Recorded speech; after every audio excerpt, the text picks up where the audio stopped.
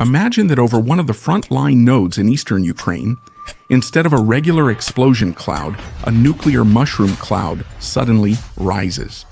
Not a desert test or Cold War archival footage. A tactical nuclear strike in 2025, targeting a Ukrainian brigade and a logistics node near the front line. Some believe that it would automatically mean World War III. Others claim that the West would just protest and nothing significant would happen. The truth is more unpleasant. The explosion would instantly kill thousands nearby, but the main battle would occur elsewhere. In the minds of politicians in NATO, Moscow, Beijing, and Delhi, and that's where it would be decided whether there would be just one shock or whether it would open the door to a world where nuclear weapons are no longer taboo, but a common tool for politicians. We won't display a map or arrows in this video. Imagine what would happen if a nuclear mushroom cloud rose over the Ukrainian front. What kind of bomb Russia might use, its immediate impact on the Ukrainian army, and the aftermath in Moscow, Kyiv, and Brussels. We're only concerned if this would trigger a nuclear crisis and the threat of World War III, or if the world would respond even worse. You would get used to the fact that nuclear blackmail doesn't work. You're watching the Beyond Borders ERTIS channel. Let's begin. When would Putin really risk it? A nuclear weapon is a last resort, not the first response when things go badly at the front. Putin would only use it if his inner circle saw an existential threat. Not for a single brigade, but for the country, and for what he has been selling to his own people as a victory for years. This is the most common scenario. Russia's campaign in Ukraine is collapsing and facing defeat. Ukraine breaks through at a key section, threatening Crimea or another territory that the Kremlin has declared forever Russian. Suddenly, it seems less a tough compromise and more a clear defeat, something that can't be sold at home, not even through loyal television stations. Currently, it doesn't look like this at the front at all, but in the war, there was a moment when the world held its breath. We'll get to that soon. The second trigger would be internal pressure, a combination of a military stalemate, economic suffocation, and tension at home. The elites are nervous, part of the army is frustrated, and society is tired of a war with no clear outcome. In this environment, there's a temptation to take a shocking step to prove Putin still holds the reins. A tactical nuke is a gesture. We still have a trump card, but it would also signal that risking everything is the only option. The key point is simple. For Putin, nuclear blackmail is useful only as long as it remains just a threat. It keeps the West on alert, slows down some decisions, and costs him nothing. A real strike would destroy this comfort. From that moment on, it would not be rhetoric that is judged, but actions. And the West's response would decide whether nuclear weapons become the new norm or a taboo so costly that everyone will think twice before using them again. A tactical nuke, a real scenario. To understand what would happen in a nuclear attack, we first need to clarify the concept. When people hear nuclear weapon, most imagine the end of the world and missiles flying toward big cities. But the realistic scenario in Ukraine would differ. Not a strategic apocalypse, but a tactical nuke. A smaller charge designed to destroy a specific section of the front, not to exaggerate, but half the country.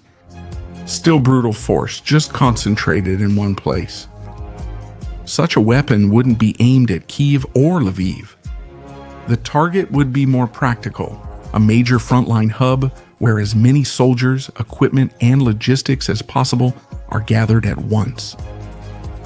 A brigade headquarters, a railway hub a few kilometers behind the line, a road intersection through which all the supplies for one sector pass. The ideal scenario from the perspective of the Russian general staff would be simple. With a single explosion, eliminate the entire Ukrainian brigade, plus the warehouses that keep it alive. And at the same time, pretend that it was a military target, not a massacre of civilians. A nuclear strike on Ukraine is unlikely right now because Russians are advancing and Ukraine is defending. But even so, it's not just a theoretical game. At one point, this possibility was seriously discussed beyond Telegram channels. In 2023, before Ukraine's counteroffensive, one main concern was discussed in the West. If Ukraine managed to break through in the south, threaten the land corridor to Crimea, and get close to the peninsula, the pressure on Putin would increase dramatically. At that time, several analysts openly said that it was precisely at such a moment that the likelihood of the Kremlin resorting to a tactical nuclear weapon would increase. Not out of desperate madness, but as an attempt to stop the complete collapse of the front and to intimidate Kyiv as well. The offensive failed. Crimea wasn't threatened, and nuclear saber rattling faded. But it showed something important. Most people don't consider the nuclear scenario taboo. It's a tool that comes to the table whenever one side feels it might lose something existential. So in this kind of thinking, a tactical nuke has three roles: to destroy a specific part of the Ukrainian army, to shock Kyiv enough to make them afraid of further resistance. It's also a signal to the West that Russia is ready to go further than everyone thought. The question is whether that's how it turned out, and that's exactly what we need to look at in the next step. Not at the theory, but at what the actual explosion would do right on the spot. When the atomic bomb hits, let's imagine that it really happens. A tactical nuclear bomb strikes a chosen target near the front. At first, there's a brief silence. Then a flash, which no one would even have time to describe with their own eyes. At the epicenter, the temperature briefly spikes so high that anything unsheltered becomes flammable. Everything nearby vanishes. Soldiers, equipment, buildings, trees, vehicles. No heroism, no chance. A few milliseconds later, the shock wave hits.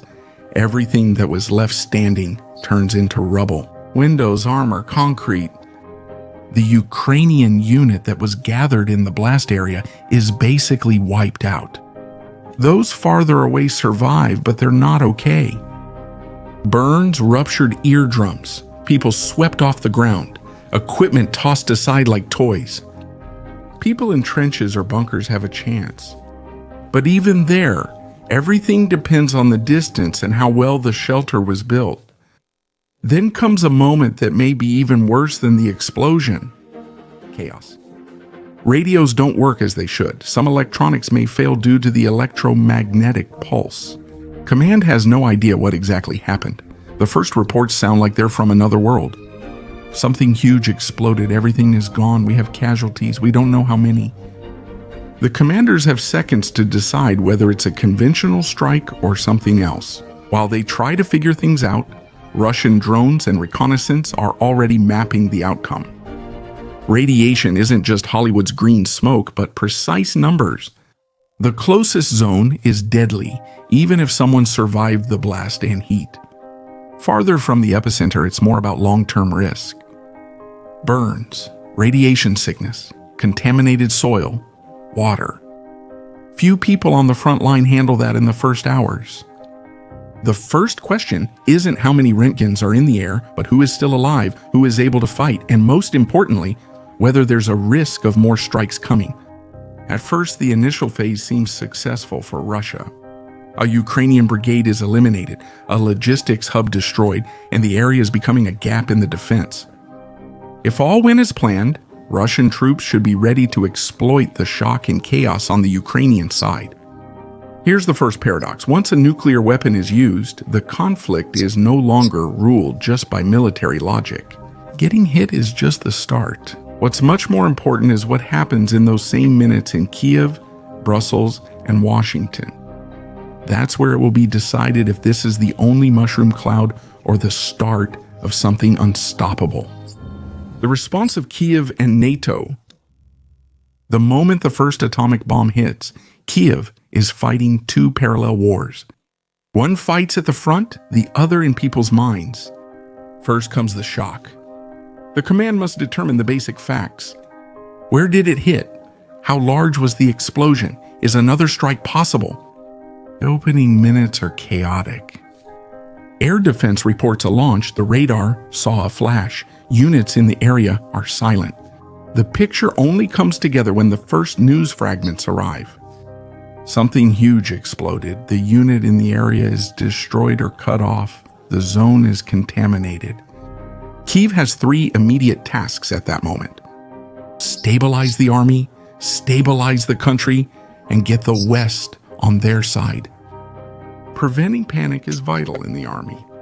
Order to increase equipment dispersion, similar to spreading large formations. Minimize the concentration of people in one place. Ideally, a pre-prepared plan. A clear signal must also be sent to the soldiers. We continue fighting. The front must not collapse just because the enemy used a different type of bomb. If people believed a nuclear strike guaranteed the end, Russia would have won without using a second atomic bomb. At home, the president and the government must do the opposite of panic. They need to explain what happened without downplaying it, but also without creating a sense of total helplessness. Ideally, a short, decisive speech in this style. Yes, Russia has crossed the red line. Yes, we have casualties, but the state system is functioning. The army keeps fighting and we are not alone. If Kyiv had acted chaotically in the first hours, the internal image of resilience that Ukraine has been building for years would have collapsed as well. The third aspect is the West. In the first hours, Ukraine would focus on 3 things. First, clearly labeling the attack as nuclear. No incidents, no ambiguities. Second, a demand for a concrete response from NATO and the European Union, not just condemning statements.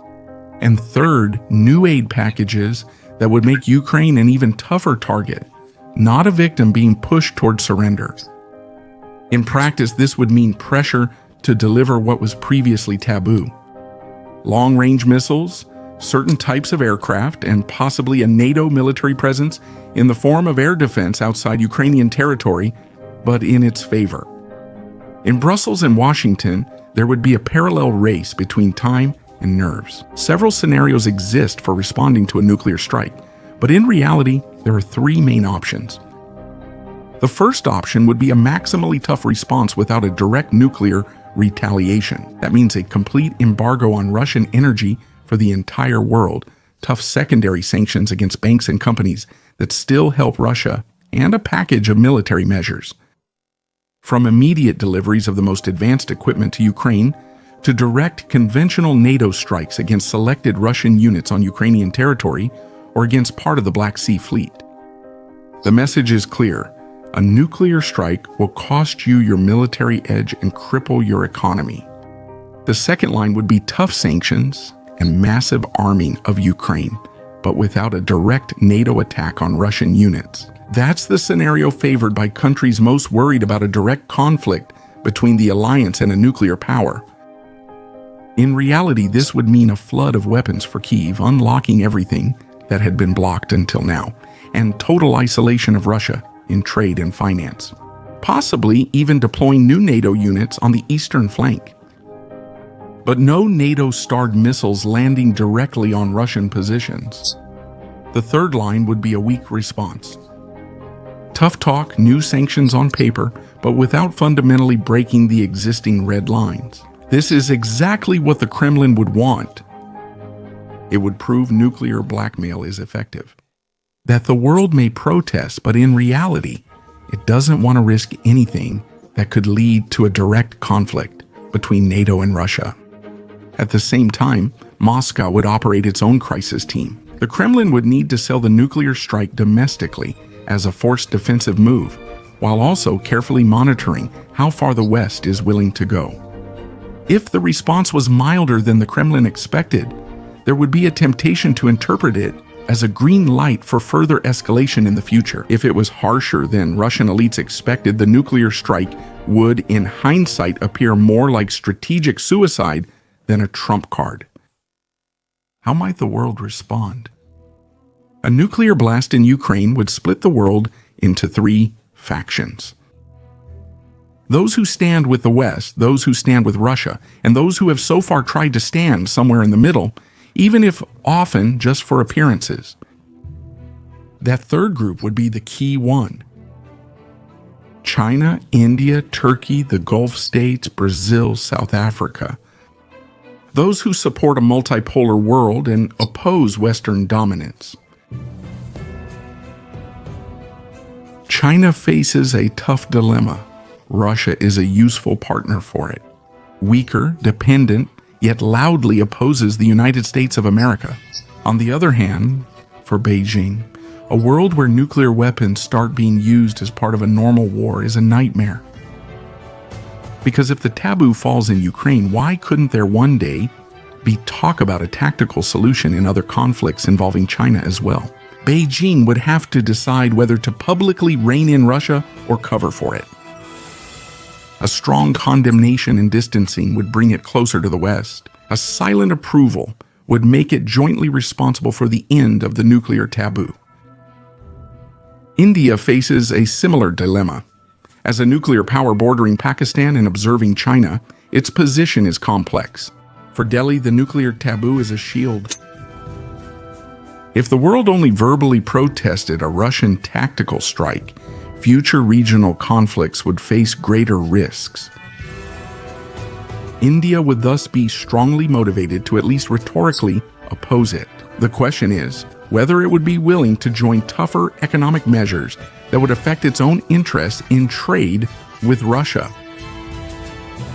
The Gulf states, Turkey and Brazil, would try to maximize their own influence. Someone would offer to act as a mediator. Someone would quietly try to negotiate better energy or arms deals in exchange for political gestures.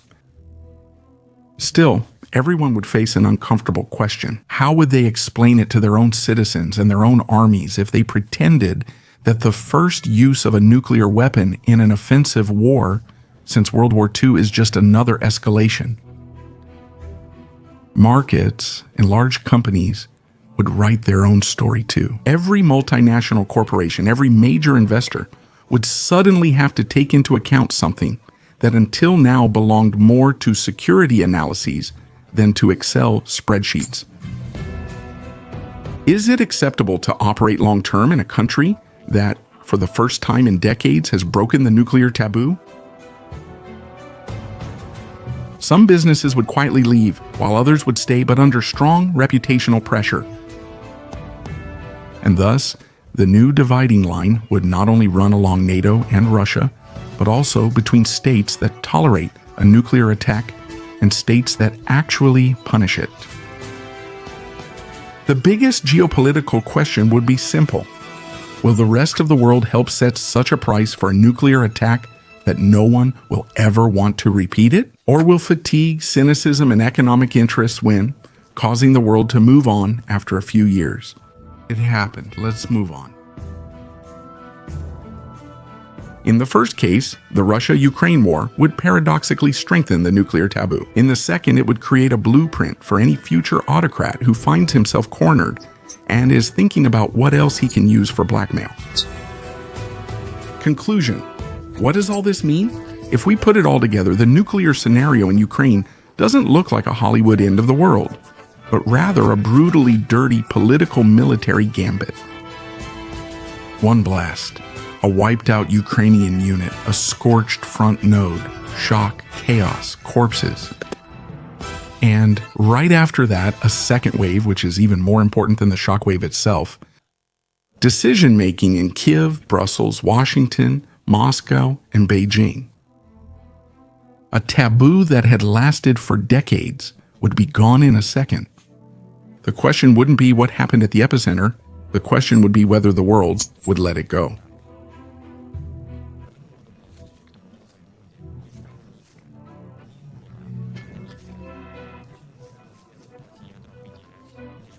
The threat keeps the West on alert for free, without a political or economic price to pay.